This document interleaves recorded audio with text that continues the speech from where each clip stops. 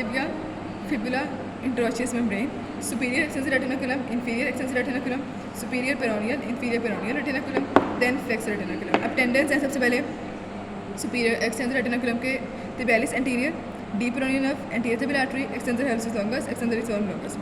अब नीचे देख लेते हैं, ये tibialis anterior चल रहा है, ठीक है, ये tibialis anterior है ये, और ये उसकी सामने बच्ची हमें नज़र आ रही है थोड़ी सी, ये tibialis anterior हो गया। उसके बाद यहाँ पर ये है hallucis extensor hallucis longus का टेंडन, और ये 1 2 3 4 extensor rhizorum longus, और ये जो है ना ये peroneus stadius का ऊपर में नज़र नहीं आ रहा, नीचे ये peroneus stadius।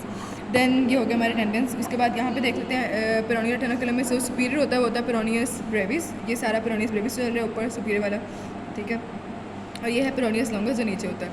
उसके बाद हम फ्लेक्सर रेटिनाकुलम पे सबसे ऊपर जो होता है वो सबसे पहला होता है tibialis posterior, ये tibialis posterior है जो कि यहाँ tibialis anterior के साथ पास जा भी रहा है आगे, tibialis posterior, ठीक है।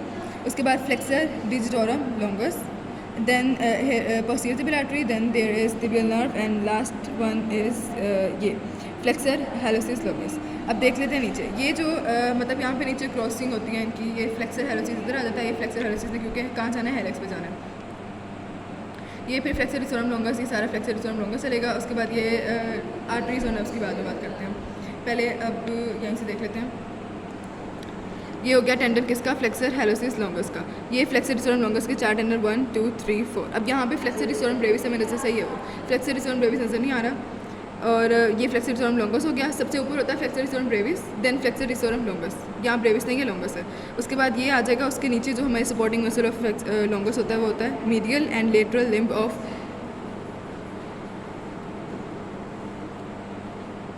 क्वारेटस प्लांटी और फ्लेक्सर rhizorum accessorius, ठीक है, मीडियल लेटरल लिम्ब। उसके बाद ये जो लम्ब्राइकल्स हैं, first one is unipennate and other ones are bipennate, first second third fourth lumbricals, ये हो गया। उसके बाद ये है abductor hallucis and this one is abductor digiti minimi, और यहाँ पर ये एक हमें नजर आ रहा है flexor digiti minimi brevis, and these two are the medial and lateral head of flexor hallucis brevis, ठीक है, ये हो गए हमारे मसल्स। अब आगे देख लेते हैं, आगे 3 ही हैं।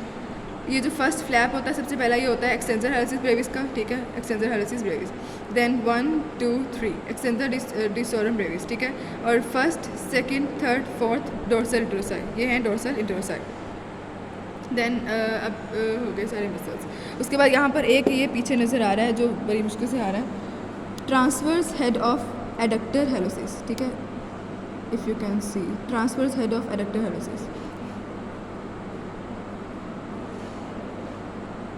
ये सबसे नीचे, इससे नीचे ये ट्रांसवर्स हेड ऑफ एडक्टर हेलोसिस।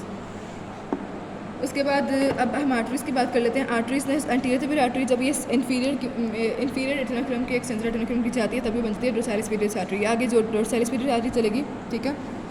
बाकी आर्टरीज हमें कोई ऐसे नज़र नहीं आ रही। जब ये डोर्सालिस मीडियस आर्टरी है, जब ये मेटाटार्सस के लेवल पे आएंगी तब हम कहेंगे डोर्सल मेटाटार्सल आर्टरीज, और जब ये डिजिस पे आएंगी तो हम इसे कहेंगे सिंपल डोर्सल डिजिटल आर्टरीज।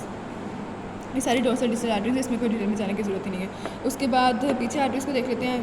ये है पोस्टीरियर तिबियल आर्टरी, ठीक है, पोस्टीरियर तिबियल आर्टरी, यहाँ पे वो डिवाइड करती है medial planter and later planter arteries. अब ये मीडियल प्लांटर आर्टरी है और ये उसकी जो है वो सुपरफिशियल ब्रांच है, ठीक है, superficial branch, deep branch obviously हमें नजर नहीं आ सकती, हम सुपरफिशियल पढ़ रहे हैं, superficial branch of medial planter artery.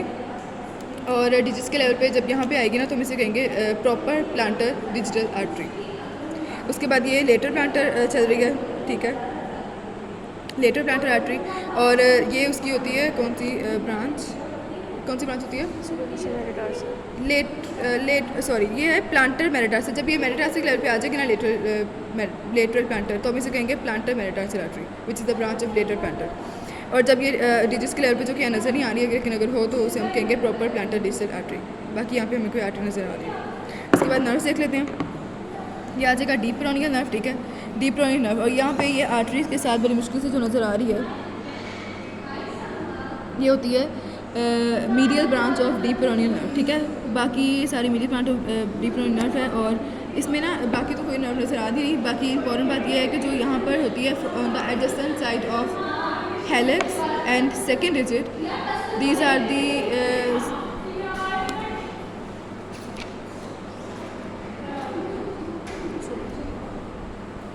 dorsal distal branches of deep peroneal, and बाकी सारी जो भी इधर होंगी और बाकी सारी रीजन्स पे जो होंगी वो होंगी dorsal distal branch of superficial peroneum, ठीक है। सिर्फ adjacent side of hallux and second region are the dorsal distal branches of deep peroneum. उसके बाद पीछे आ जाते हैं, पीछे तिबियल नर्व है। तिबियल नर्व डिवाइड करती है सेम आर्टरी की तरह medial planter and later planter nerve. अब मीडियल प्लांटर नर्व सिंपल है, इसमें कोई ज़्यादा मुश्किल वाली बात नहीं है। जो हमें एक ही नज़र आती है ना वो होती है proper planter nerve, proper planter distal nerve, ठीक है। लेकिन जैसे हम ये देख रहे हैं ना, यहाँ पर आके ये एक है, ये कॉमन प्लांटर है और आगे जाके वो दो में डिवाइड हो रही है, तो इसे यहाँ तक हम कहते हैं कॉमन प्लांटर नर्व। और यहाँ पर हम आके कहते हैं इसे जब ये सिंगल हो जाती हैं, यानी कि पहले कॉमन थी और उसके बाद दो निकली हैं उससे, तो यहाँ तक कॉमन है और यहाँ से आके जब दो निकलती हैं तो इसे हम कहते हैं प्रॉपर प्लांटर डिस्टल नर्व। इसी तरह यहाँ पर ये कॉमन प्लांटर नर्व है और यहाँ पे दो डिवाइड होती है तो इसे हम कहते हैं dorsal proper planter distal nerve. इसी तरह लेटर प्लांटर का भी यही है कि यहाँ तक भी एक तो इसकी प्रॉपर आ जाती है प्रॉपर प्लांटर डिस्टल नर्व, उसके बाद ये कॉमन है और उसके यहाँ से दो निकलती है प्रॉपर प्लांटर, दैट्स इट।